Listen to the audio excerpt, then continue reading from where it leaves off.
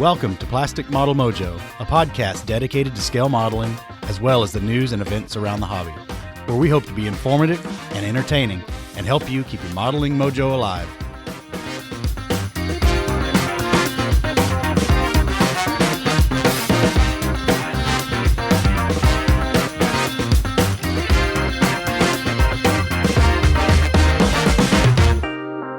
Welcome back, listeners, and thank you for joining us once again, and we hope your mojo is keeping your hobby moving. But before we get started, Dave and I would encourage you to also keep up with our friends from down under at On the Bench, Dave, Ian, and Julian. They have been keeping us all well informed of the continuing Wingnut Wing saga, and this last episode for those guys is no exception. Likewise, Stuart and Anthony at Scale Model Podcast had a real winner last episode with the always enjoyable Lincoln Wright in their guest spot. So check those out. But for now, slide up to the bench and enjoy episode 14 of Plastic Model Mojo. Well, we're back again. Yep. How are you doing this evening, Mike? I'm doing good. Good. These summer weekends, though, are killing me. I feel you, brother. I'm same way. The pool has been painted and filled, and so all of the backyard and yard care stuff is just sucking up the weekends where I'd rather be in the model room modeling. Well, it's going to rain eventually. Well, hopefully so. So what modeling fluid do you have in front of you tonight? I am sipping a little bourbon by the name of Stonehammer. And it's new to me. This might be my first and last time, so I might double up. It's distilled by Clear Springs Distillery there in Louisville. But as I'm finding out after getting into it, they're kind of an OEM distiller. I don't think they have their own kind of brand. I could be wrong, but I don't think so. They make a lot of store labels. Gotcha. And it's a 90 proof. It's got a hot finish for a 90. It's kind of sweet, but it's equally spicy, almost like cinnamon on the back end. Particularly so if you take it neat. Mm-hmm. It's a little better on ice, but there's plenty of better pours in the price range of like $25 to $35. So not getting high marks on this one. Gotcha.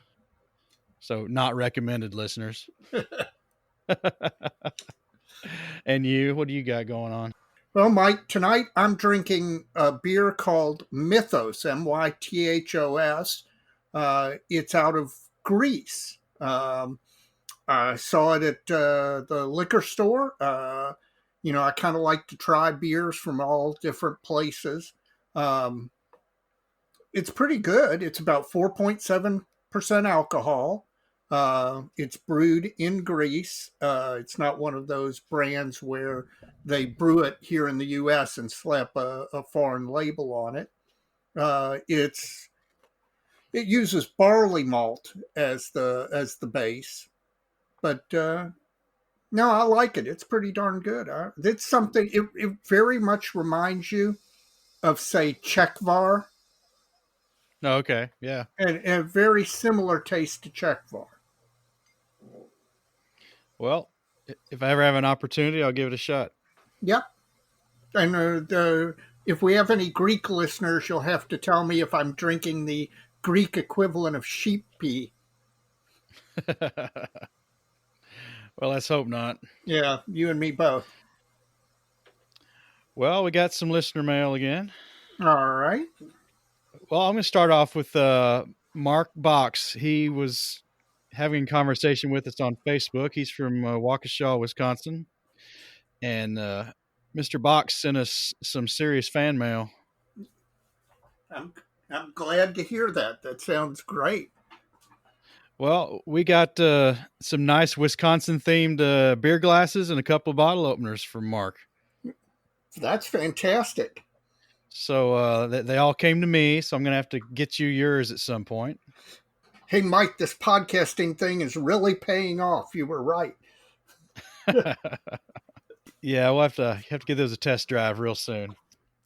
So that was a nice surprise. We appreciate that. Yeah, very much so.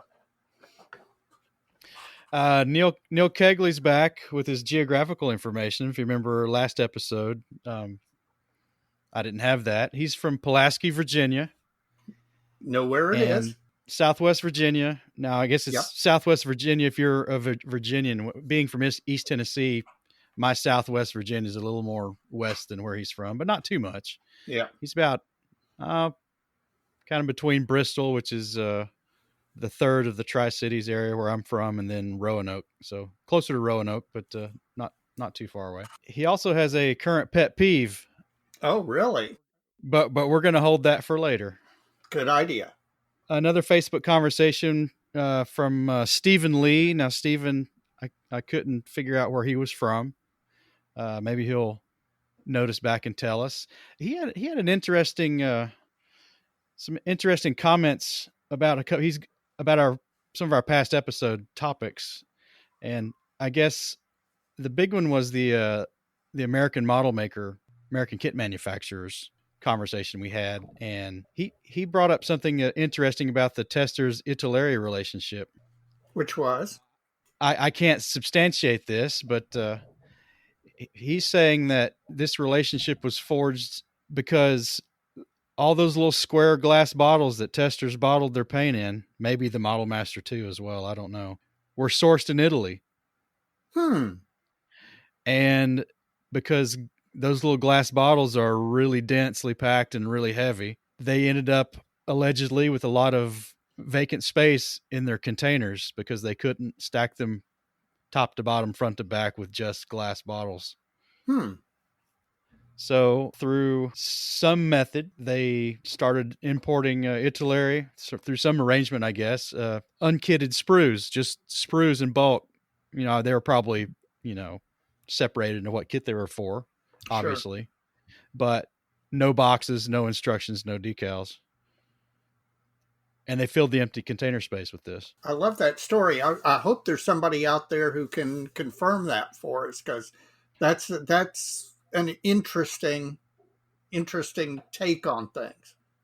Certainly. And, there's probably a lot of businesses that kind of get started almost accidentally like that. It probably wasn't an accident that he started an import agreement with Italeri, but if it's true, that's a novel way to fill up your container space. Well, as a matter of fact, I know a similar story. You know, Pacific Coast models, which we discussed out in California, right? We talked about that, and the guy was an Italian car parts importer, and that's exactly what he did on his trips to Italy. Noticed there was all of this stuff available over there, but that wasn't available over here. Of course, this is all pre-internet. And so that's exactly what he did. He made arrangements to purchase these items and stuck them in his shipping containers full of Italian car parts. Stephen also talks about the AMT Ertl Star Trek licensing. Actually, any of the licensing for that matter. I don't have the entire conversation in front of me, but he was working at a hobby shop for a while, years back, and kind of had a visibility to some of this. But these struggling U.S. companies would get these licenses, and then they end up being windfalls, really, for some of them, and breathed a lot of new life into some of these American kit makers when they pick up, Star Wars or Star Trek or some of these major franchise licenses. That kind of activity is probably what steered the entire U.S. market in that direction. We talked about that quite a bit, that it seemed that most of the makers out there were into nostalgia and pop culture and a lot of licensed material. Yeah. Well, it would make sense. And, a lot of times those media companies don't have any idea of the value of the brand of the show. It's legendary that George Lucas got rich when he agreed to do Star Wars, and the one thing he requested was all of the rights to all of the toys. And the studio, not thinking a thing about it, that it would have any real value, said, oh, sure, you do that. And that's where he made his initial fortune, was from the toys and other related items after Star Wars became a huge hit. And finally, from Steven, he also has a pet peeve. Okay. And we'll save that for later. This is going to be a fun episode. I hope so. Finally, from listener mail, Tony Jacobs. We've talked to Tony before in listener mail, I think. I know on Facebook for sure, but he's from Gold Coast, Queensland area of Australia. And he sent a really nice picture of a Mung Mark V male. In fact, the guys that on the bench were talking about it. I guess he sent that to them as well. And we've been talking kind of a back and forth a little bit regarding the merits of scale and techniques and Basil Hayden's actually. Well, that's always good. And he brought up two pet peeves. He hints at one, and then he just lays the other one out square on the table, and they overlap a couple of mine. And until we get to our special segment, we're going to save that one for later too. So you can kind of see how this episode came about. Yes, I see where you got the idea. This is the point in the podcast at which I ask everybody who's listening if you would take a moment when you're done using whatever podcast app you use to listen to us, if you would please go to Apple iTunes or Stitcher, wherever you're listening to us, and rate the podcast. Please give it 5 stars. Like I said, it's not an ego thing. It just that causes the algorithms that those programs use to push us up the visibility scale so more people will get to hear us. And that's been happening lately as our numbers have gone up the last several episodes. And so please keep doing it. We thank you. So, Mike, what's your benchtop look like? As we started in the intro bit there, summer is kind of taking its toll on me. The Zis 2 anti-tank gun's been sitting idle. I got it sat and finished, and just for no other reason really other than I've been working on other things in the limited time I've been at the bench the last week or so. So not much activity there. Now the Morris and Bofors combo, the little Airfix kit, I've been working on the tilt top, the canvas top. I've been playing around with some pre-shading on that and getting the airbrush fired up again. That turned out pretty well. And then I've custom mixed a particular brown leaning kind of olive color for the canvas parts. And I've been overspraying it and building up those layers to get the kind of look I want. And I'm pretty pleased with it. Now there'll be some little more toning and stuff to it once it's all been airbrushed.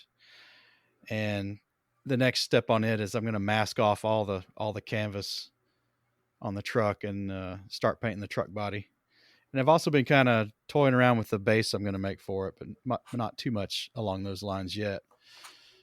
In addition to that one, the E16 Paul, the float plane I'm working on, I've got all the cockpit area painted and weathered and actually flat finished. I've not joined the fuselage halves together yet. Now I got to confess here, I've not stayed true to my word. I've ended up ordering some seat belts for this thing. That's how it starts, man.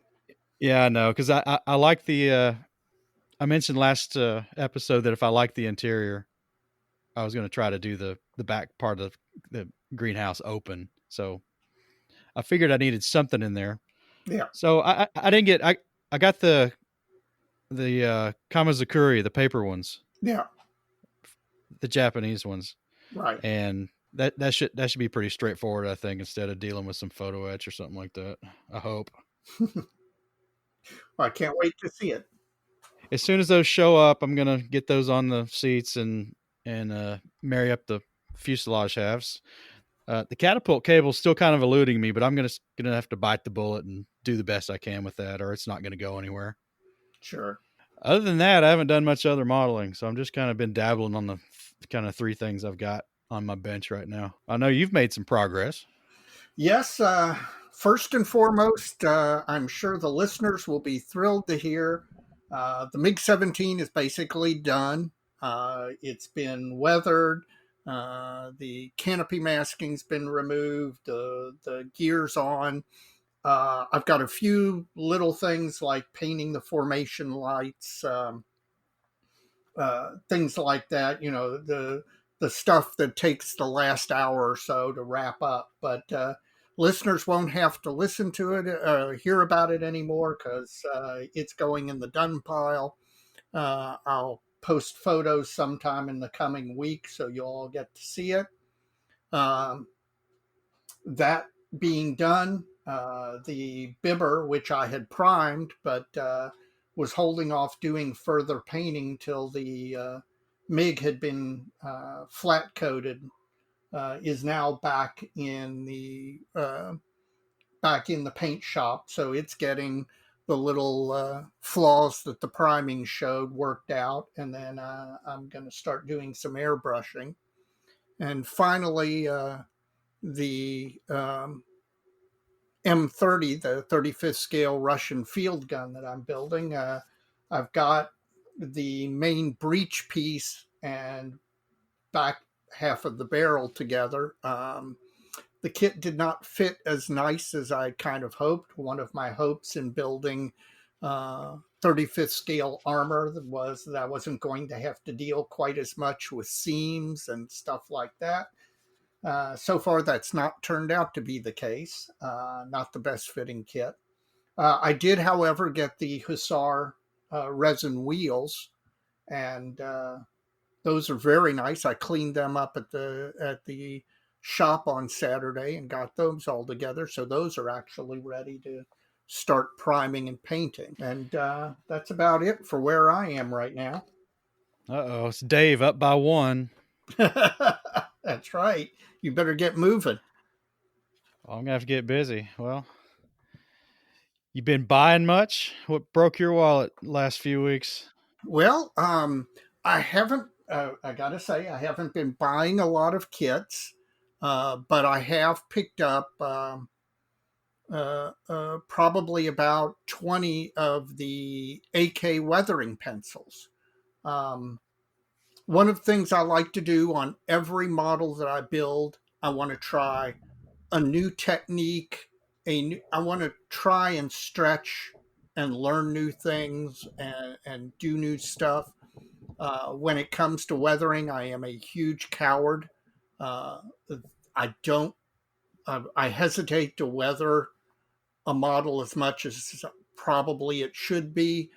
Um, but these AK watercolor weathering pencils, I watched a couple of YouTube videos on them, and one of the nice things is they're very forgiving.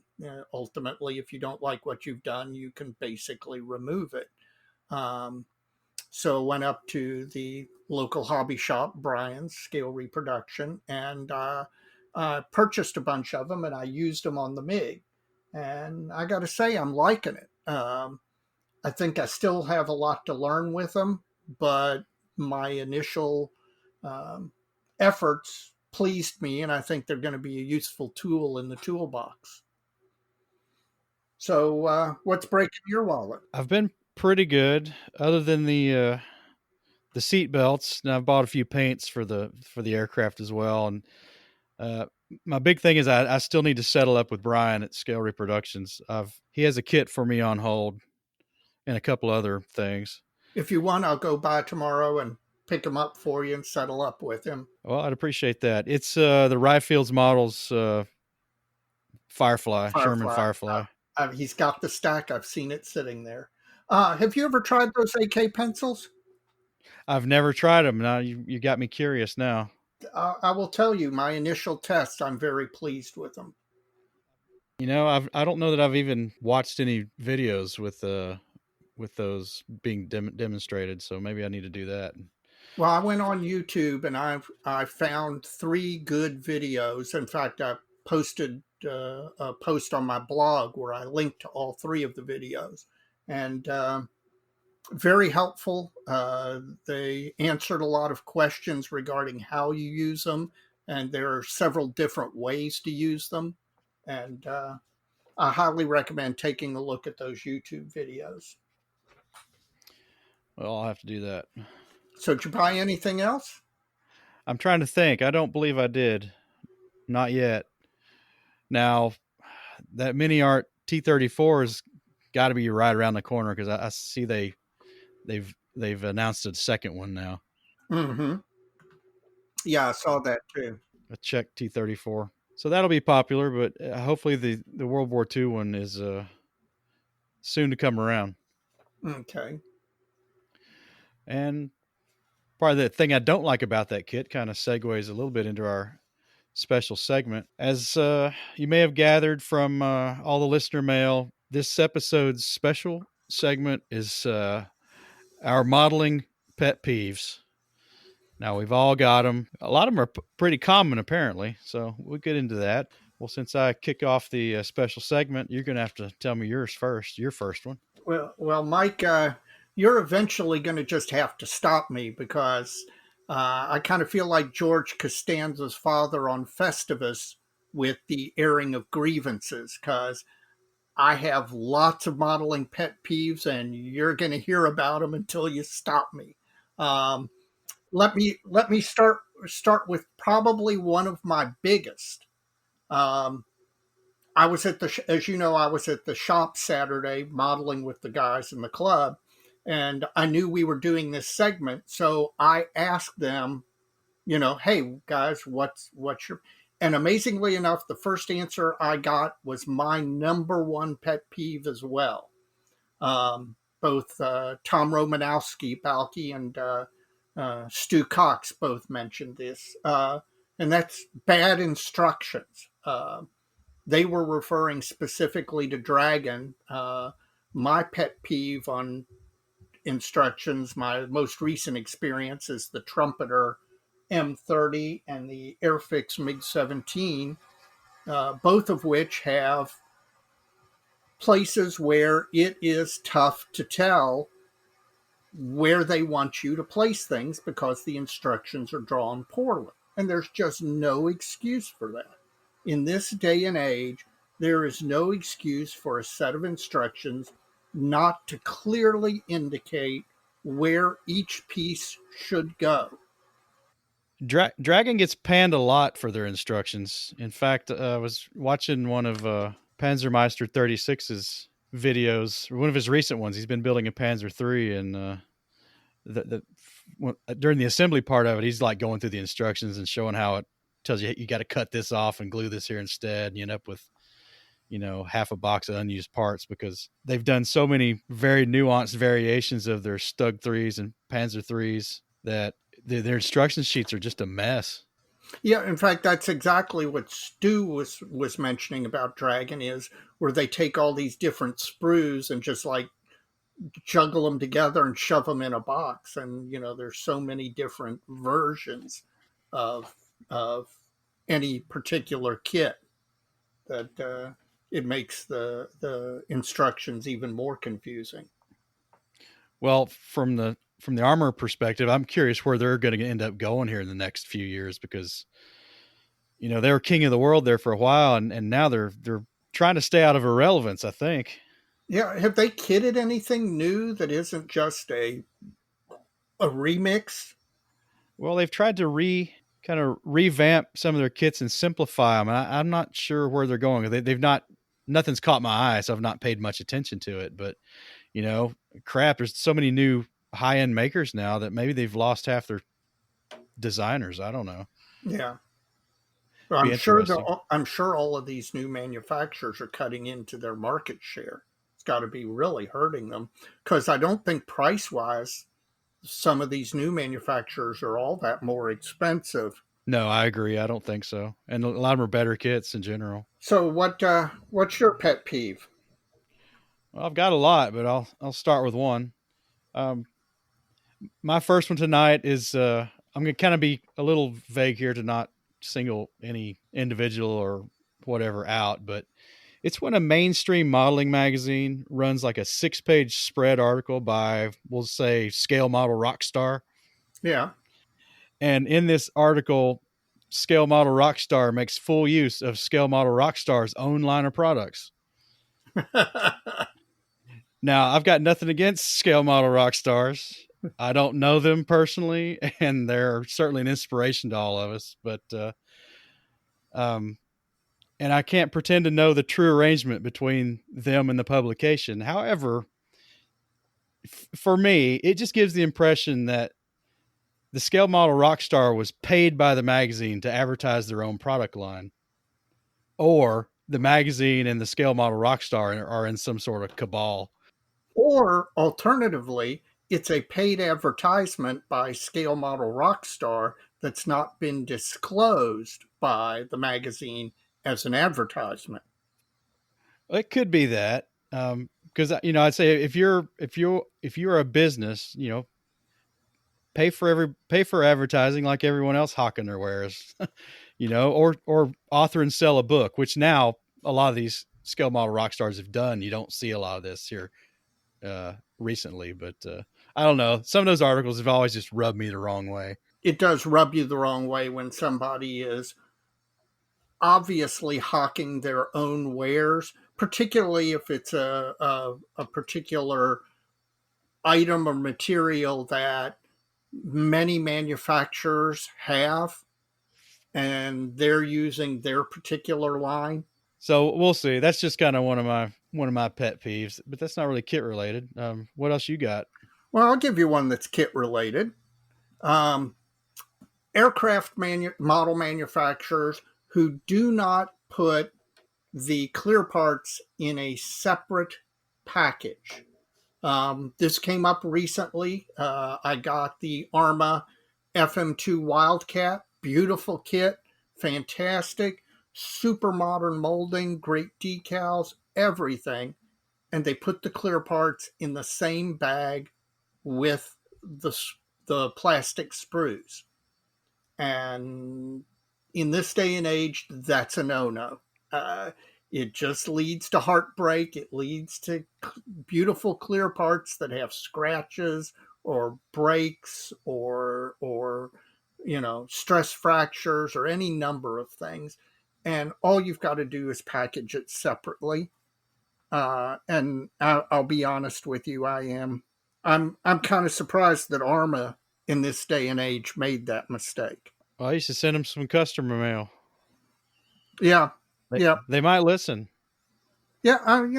They might. You're right, but yeah, that's a pet peeve that in this day and age that shouldn't happen. So, how about How you? how is how is that kit, by the way? Oh, that kid is gorgeous. I mean, there are a few people on the internet have reported getting some kits, some sprues that had some sink marks, or which Arma's apparently been very responsive to people who've contacted them about issues with their particular kit that they received, and are very open to sending out replacements and all. But the kit is beautiful. I mean, just very modern molding, state of the art. I can't wait to build one. This is ironically the most produced version of the Wildcat, yet it's the one that really we have not had a mainstream manufacturer do up to this point. So I got to say, I'm pleased with it. I'm very happy with it, and can't wait to tie into one. So give me another pet peeve. This current trend in armor for full interiors. Yeah, I think we've mentioned this one before. Well, getting back to listener mail from Tony Jacobs, he kind of danced around this one a little bit and makes the key point that for the most part you can't see it. Somebody just did a Panzer IV, and I mentioned that in the past. That's got well, if you open the front, well, it's that's a model you could really open up and show a lot of the interior. But I guess this World War One tank he built had a full interior, and there's only like a couple of doors in the sponson of that thing and to leave open. And God, you probably, if it's buttoned up, you can't see any of it. There's no aperture big enough to see through. But just generally, you're looking at an increase in build time and paint time. There's a little bit of cost overhead with this too, I think, for a lot, because a lot of these kits, are getting a little pricey. They're not terrible, but you're getting a lot of extra stuff there. Yeah, Now, going back into the 80s, modelers were wishing for this kind of thing. And then we started getting them in resin. They wanted them in styrene. I'm not sure this is what we were wishing for, though. Not quite. Um, I think TriStar got it right with their 38T, their Panzer 38T line, and AFV Club did as well with their Sturmtiger. With those two kits, they had a separate injection molded interior kit you could buy for the base kit. So if you didn't want to build it hatches open with nobody in the hatches, you didn't have to have all this extra stuff or put a lot of time into building something you weren't going to see. Um, I think that 38 kit's gone to Hobby Boss now, and I think the interior is included now. Maybe their price point kind of minimizes that downside, but generally speaking, I've said it before. If I had a option for a $50 kit with no interior and a $35 interior option for an $85 total, if I wanted the whole thing, I would rather have that than buy a $70 kit with a full interior, because probably I'm not going to do the interior. So I'd rather buy the $50 kit than the $70 kit. That's kind of where Sure. I'm at with that. That makes perfect sense. I wonder if there's some financial incentive where they figure that they wouldn't sell enough if they made it separate, but by putting it in, they can charge enough more and enough people will bite the bullet and buy it anyway to make it economically feasible to market it that way as opposed to a separate interior. Well, that's a good point, because with a separate module you buy later, you've got, more instructions, another box, and all the overhead with it, right? Right. So yeah, I mean the tooling part of it's kind of the investment, but if you can amortize that over every kit you sell, I would perfectly admit that maybe I'm making too much of it. Maybe I need to look at the price points more, and maybe it's not that big a deal to just not build it and chuck it all in a spares box when it's all said and done. Because back to Dragon, some of these kits with full interiors aren't that much more, if any more, than some of their stinking bazillion part count kits with bad instructions. Not going to be getting any free kits from Dragon, that's for sure. All right, well, let me pick up my next one. And this one, it's modelers. Anytime a new kit is announced or CAD drawings are released or test shots are posted on the internet, there is invariably a slice of modelers who have to immediately declare the kit a complete crap pile and just not worth your wasting your time on, etc., etc., etc. And it just, it's irritating as all get out. Now, when a kit comes out and people can actually get their hands on it and examine it and do comparisons, if people want to point out things that they think are wrong or flaws or whatever, that's great. It's more information. People can decide whether whatever the flaw is or the problem is matters to them. But there is some subsection of modelers, and modelers as a group are a bunch of know-it-alls to begin with, myself included. I'm not, but that it's like there's some urge to be the first to declare the kit fatally flawed. And you can't do that based on shots of sprues or God worse yet, CAD drawings. And I just wish people would stop. For my own sanity, please, if you're listening and you have that urge, back away from the keyboard, go get some modeling fluid. Don't do that. It's irritating. I think I've been pretty good about not doing that too much. Every time something new comes out, my position has always been, or not always, I've probably done it a little bit, but is how is this incrementally better than what we had before it came along? and that's a slightly different issue where, let's say this is the bazillionth ME 109. That's a very valid question to ask and really doesn't depend on the kit itself in most cases. Whereas what I'm talking about is more people without ever seeing actual plastic in their own hands Oh, okay. manage to look at a computer screen and declare the problems with the kit that either doesn't exist yet or exists only in test shots of which there are photographs of sprues. And that just as you can tell, that drives me up a wall. What's your next one? Gratuitous photo etch. Amen, brother. Preach. Or bad photo etch. Now, Stephen Lee from Lister Mail mentioned this as well. Uh, Man, some things are meant, some things are rendered better in photo etch, and some things are just better left alone. You know, the scale ship modelers, it goes without saying. There's just so much on a ship 350 scale or 700 scale that there's just really no other way to do it.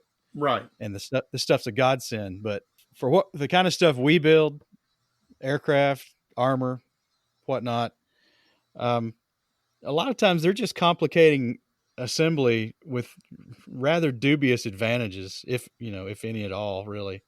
Um, a prime example from the armor genre would be Hobby Boss's Renault R35. Now, this kit's been outclassed by the recent Tamiya release, but Right.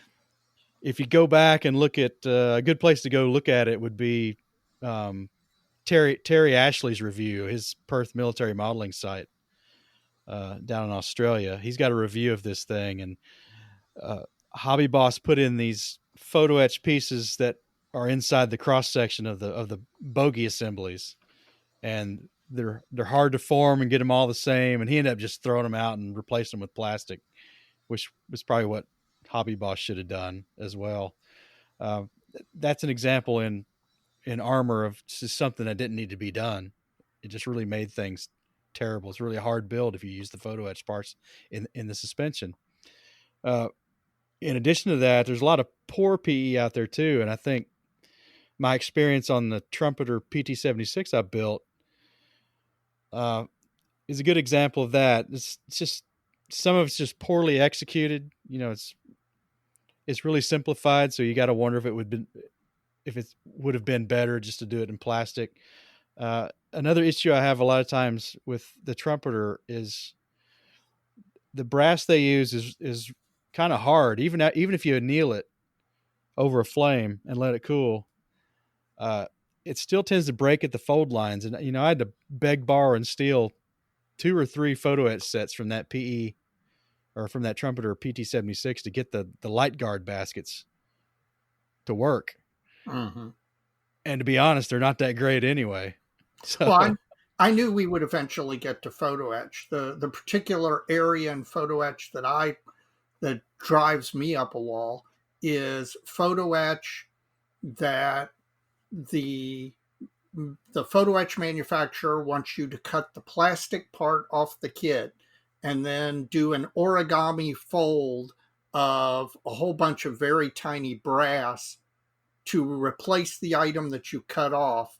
And when you put it on the kit, it is no real improvement over the plastic that was cut off at the photo etch replaces.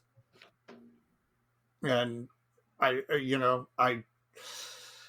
and there are people who can do photo etch and do photo etch really well. The people who can use and make the actual working tool clamps on 35th scale tanks, hey, more power to you. But it just, so much of it seems like an excuse to put stuff on an etched fret. Like at some point they're really working for things to come up with. yeah, hence the gratuitous comment from Yes. Stephen Lee. Yeah. Now this trumpeter kit I built, The screens for the engine deck intakes were really nice. It was just all the other stuff, and they were on separate frets. Yeah. Oh, and photo etch Make, has its uses. There's no question. oh yeah, I agree. You got another one? Oh I hope. gosh, I told you you're going to have to cut me off at some point because I can literally go on all night on this. Well, you have Um, to keep us out of litigation too if we okay, offend well, anybody here. the heck with it. This is opinion. It's protected by free speech. Um, Let me give you one again, referencing back to the Airfix MiG 17 I just built. Airfix molded the nose wheel of this kit, the front fork and wheel as one piece. Now, in the 1970s, that was acceptable. Okay, that's the way a lot of manufacturers did it in 1970. But for a 2020 model kit, for them not to mold the pieces as a fork and a wheel that goes in it is just not acceptable, because no matter how good a painter you are, and I think I did a pretty good job on the nose wheel of this MiG, it doesn't look at a single molded piece, wheel and fork together, does not look as good and never will look as good as two separate pieces put together as the actual thing was engineered. And like I said, with the molding technology today, there's really no excuse for doing something that lazy, because that's all I can call it, is lazy. Well, you didn't buy two kits and carve the fork off one wheel and the wheel off another fork and throw throw the rest of the kit away and Oh, what I did buy was the Edward Brasson set for the wheels for the Airfix MiG 17, which includes a new nose strut and a separate nose wheel. And every MiG 17 that I build, the Airfix kit from here on out, will have one of those sets. But there's no reason that I should have to have done that. I love Airfix. A lot of the kits I've built lately have been Airfix kits. Sometimes they just make me want to pound my head on the desk at some of the decisions they make in otherwise great kits, and that was one of them. So, how about you? Come on, here's some grievances. too many weathering products. Oh, God, yes. So this is back with Tony Jacobs again. This was his peeve. He flat called out. Tony, I'm going to quote you here. How many shades of Africa Core belly button lint pigment do we really need? As I think I said, the answer is three. Well, and then I mentioned to him that a while back someone had released a set of resin toilets and urinals in 35th scale, and then I joked on our club Facebook page that Mig would probably do a weathering set for it. God, I don't even want to think about that. But here's the thing is, not only are you going to get a weathering set, there will be three or four different colorings of fecal brown depending on the diet of the inhabitants where this particular toilet was located. Well, see, you're going where we went. It didn't take long for this to devolve into some junior high school potty humor. But we are kind of at saturation. I mean, God grief. You watch some of these YouTubers and they're never using the same stuff twice, it seems like. Yeah. They must have a lot of stuff, because I look over at my selection and it's already looking a little scary. And I don't use it all. Yeah. Well, the one that gets me is the 42 different types of earth, you know?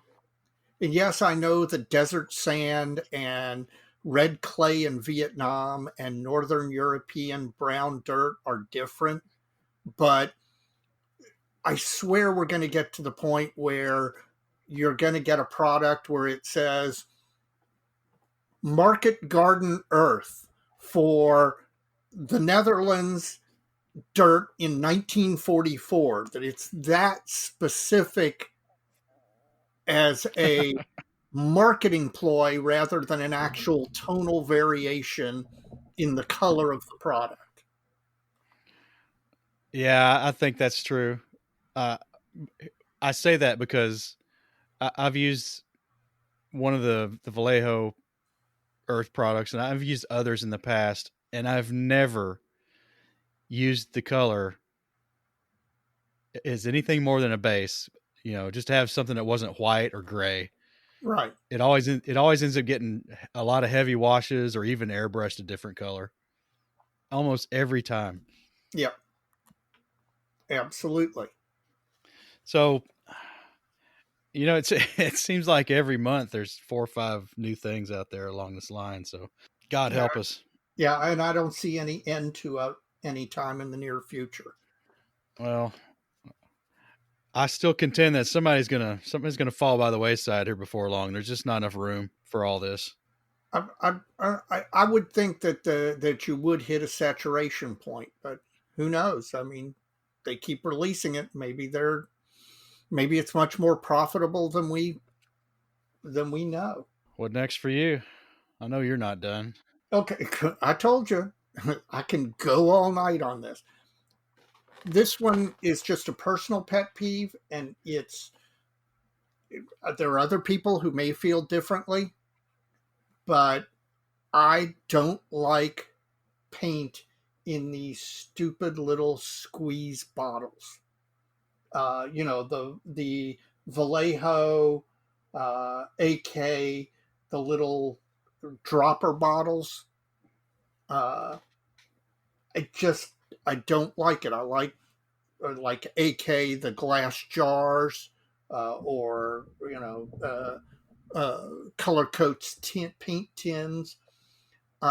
It's not that there's something particularly wrong with it, although I will say I do think for some reason paints in those plastic dropper bottles tend to dry out or become less useful much more quickly than a paint in that's in a glass or tin metal container. Um, I just don't like them. Uh, the only thing I can say positive about any of them is the latest generation of AK, where they put the little recess in the top where you can put a drop of the paint so that looking on the top of when you're viewing all your bottles from the top, you can pick out the color by the drop of paint in the cap. That seemed to me to be a useful variation on an otherwise irritating storage method. Well, I think I'm with you halfway there anyway. Okay, that's fine. That's why it's a pet peeve. For control and ease of dispense, I like the dropper bottles. Mm-hmm. Now most of my stuff's Vallejo. I've got a few Andrea color. I don't like theirs because about 2/3 of those the tips split on them Oh wow! for whatever reason. I'm not even sure they're still marketing paint. Maybe they are, but anyway, Lord knows everybody else's marketing paint.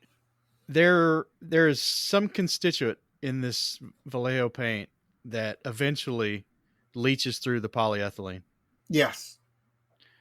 Because I've got some Vallejo now that's probably 15 years old. It's been around longer than that, but Mm-hmm. I probably got these. Well, crap. Yeah, it's probably about 15 years old, and some of them, the labels are sliding off because whatever's coming through the polyethylene is making the glue later separate from the plastic. And I think you're right. I think in general they do dry up a little faster than a glass or metal can or tin or whatever. You mentioned something there that it's another pet peeve for me. A great segue into another pet peeve: paint labels on bottles where the ink rubs off in your hand, so that eventually you can't tell what the paint color is from. I mean, you can look at the bottle, but you can't tell the precise color because the printing on the label has rubbed off. And that happens a lot on those AK, Vallejo, Model Air, Model Color, uh, bottle, plastic dropper bottles. Um, and that's another reason a related reason that I hate them. But I've got a lot of these. I even bought a laboratory test tube shaker to shake these things up on. I actually use one of those hobby paint shakers, and I'll tell you what, I swear by it. It really does. It it's very very useful for getting your paints well mixed. So that's an anti pet peeve. So, and I'm just looking here. I'm grabbing a few of these because they're so close. And man, a lot of these have the labels starting to come off of them. Maybe I should just model more. Well, yeah, we both should do that. So give me another pet peeve. Um, this one comes from Neil Kegley. In addition to telling us he was from Pulaski, Virginia, he brought up something I never really thought about.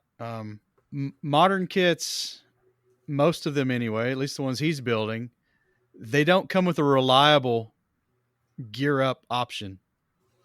True.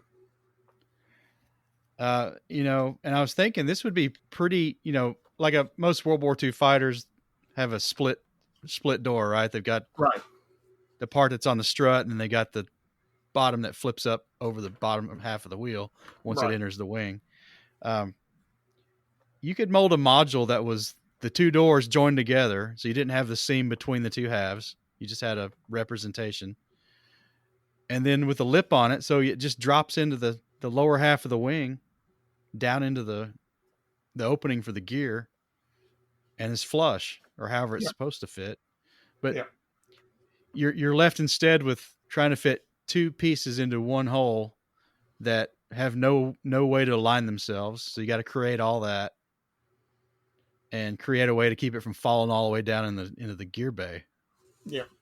There are a few kits out there who have done that uh, over time, where you could have a wheels up option, and they did exactly that. But that's fairly rare in the aircraft modeling world, and given the very minor cost tooling wise of giving you that, because you've already got the two shapes anyway. Uh, the very minor cost of giving you that option, it would be well worth it for a manufacturer to do, because there are more and more people who want to do the plane on a pole type display, and if you want to do that and you don't have that in your kit, it really does make life pretty miserable trying to get those gear doors covered. Yeah, and there's probably not a lot of folks doing it that way, but he's one of them, obviously. So that's why I Yeah. brought it to our attention. Yeah. So maybe some manufacturers ought to listen up. I agree. I agree. You got another one? Yeah, like I said, I can go all night on this. Hasegawa decals. For some reason, and I don't know if it's environmental laws or what, Hasegawa's decals they don't use somebody like Cartograph or Microscale or whatever to do their decals. They do them, I think, in Japan, and as a result, these decals are unbearably thick. Um, the amount of carrier film that's on a decal sheet is thick, which means that it's harder to get the decal to lay down, harder to get it to conform into panel lines, rivets, etc. It's harder to cover.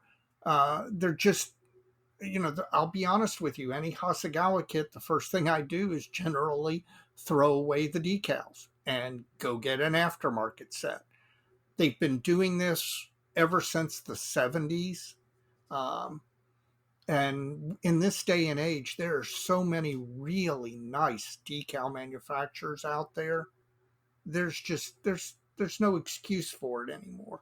Hasegawa kits aren't cheap, and you know given what you're paying for, there's no reason they can't go out and get a a good a good decal maker to do their decals. They're not Japanese though. Well, and I don't know how much of that is, related to either Japanese import laws or Japanese environmental laws or whatever, but there's some reason for it, and I wish it would go away because, I just hate opening up a box and just tossing the decals, but pretty much that's what I do. That's kind of where I'm at with this Fujimi float plane. I don't know how these are going to be. Yeah. Fujimis usually aren't as bad as Hasegawa, but again, they're not up to the quality of many of the aftermarket manufacturers. You may have to source some from third party sheets. Now, Tamiya gets panned for that too. Yes, although Tamiya are not quite as bad. They aren't. Again, they aren't up to the quality of the European or American manufacturers, but I don't find Tamiya's quite as objectionable as I do Hasegawa's. But in general, not to single out a specific manufacturer, but I just wish model companies would include new, modern technology decals in their kits because it can be done. All right, Mike. So, what's your next pet peeve? I may be out. Oh, you've got to be. Come on, you can complain better than that. I probably can, but manufacturer wise, I don't know. I think that's it for me. That's all I got. I will give you one more. Let me All right. just to give you an end. Um, and this is a kind of an engineering one, so you might like it. Uh, Thick sprue gates. That there are still manufacturers out there whose sprue gates and their attachment parts a are too thick. I mean, we all know what a modern manufacturer can do if they're paying attention and doing things correctly. So there's no excuse for sprue gates that are inordinately thick. It's just kind of lazy, or maybe it's done to enable them to use less expensive, less quality plastic. I don't know. The other related uh, part of that is the location of the sprue attachment points. Um, this is another thing that Tom Romanowski was talking about at the shop on Saturday, where a manufacturer will, you know, put the sprue gate attaching to the piece at the worst possible place for you to have to clean up the sprue gate, where with a little more thought, they could have placed it differently, still accomplish the injection molding, and put the sprue gate someplace where it's not going to show or it's not going to be as difficult to clean up, etc. And I feel like, some of this is nitpicky complaining because, again, I've said repeatedly, we live in the golden age of modeling, and I'm happy to get new kits of almost anything. But the technology is advancing, and I would love to see the manufacturers putting a little more effort into keeping up with some of the little things, not stuff that requires some super fancy equipment or technology, but just simple stop and think about what you're molding and where you're putting things, and put a little more effort into it, because that some of the things that takes the joy out of modeling is having to deal with things like that, especially when you shouldn't have to. I'm not sure of the vintage of this float plane I'm building, but those Fujimi sprue gates are kind of thick on it, but it's probably older than I think it is. It's, I think, late 80s, early 90s, if I remember. I could look it up on scale mates, but I think it's late 80s, early 90s. So the technology has gone 2 generations beyond that. So for sprue gates, there's a lot that there's several reasons for that. Another thing that you didn't mention is that the tonnage of injection press they've got to run it on may influence that. And if they're designing tooling for mold presses they've already got or their manufacturer already has, then that might explain some of that. But a lot of this misplacement could be easily fixed. Yes. Like I know you guys were looking at the new Tamiya KV1, Right. and one of the gripes is that instead of putting ejector tabs on the outboard of the track links to knock it out of the tooling, they've hit it right. Probably I've not seen the kit yet, but they're actually on the back side of the track link, so they're gonna have to be dealt with.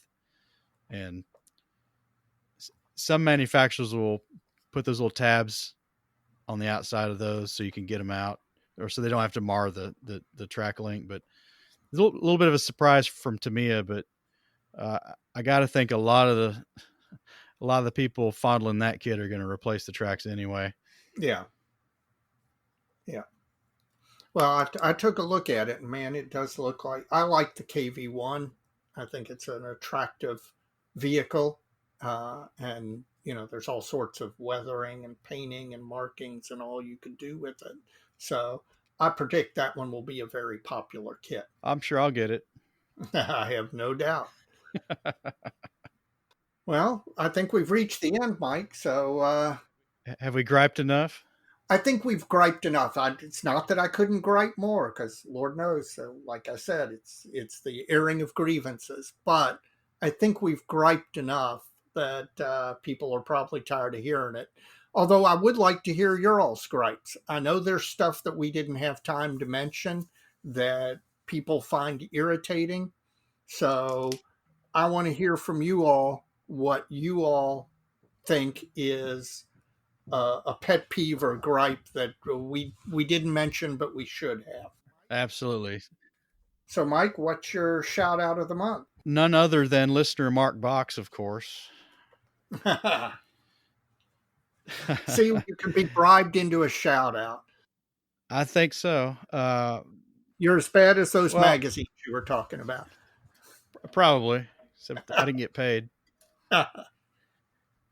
He made some very favorable remarks about our little show here, and hell, he sent us some free stuff as a token of gratitude. So he enjoys the show and appreciates what we're doing. And, that's, like I've said before, that sort of thing makes all this fun and worthwhile and enjoyable and all that. So, Mark, thank you for the paraphernalia, and glad to have you listening. Amen. Thank you. And what about you? Well, my shout out for this month is to YouTube modeler Martin Kovac, known as Uncle Night Shift. I've learned a lot. I've really enjoyed his YouTube channel, and we'll have to do a whole episode on YouTube and YouTube modeling at some point in the future. But he does mostly armor models, or almost exclusively armor models, and he switches back between 35th scale and 72nd scale, and I have really appreciated his 72nd scale armor videos, because you get to see weathering not just in 35th scale, which is much more common, but getting to see how he takes those same techniques and adapts them to that smaller scale. I've really enjoyed his stuff. It's great to watch. Comes out every Friday, and I got to admit, it's one of those things that I look forward to. You think, oh, good, it's Friday, I'm going to get another one of these videos. Well, I can second that. I enjoy his stuff too. And You're right. We do need to do a little bit more on these YouTube channels, the ones we like anyway, and why. Absolutely. Well, I think that's going to wrap it up. Yeah, I think we've gone more than long enough. I'm almost complained out. All right, Dave, until next time, there's so many kits. And so little time. Have a good evening, All Mike. right. Good night. Good night.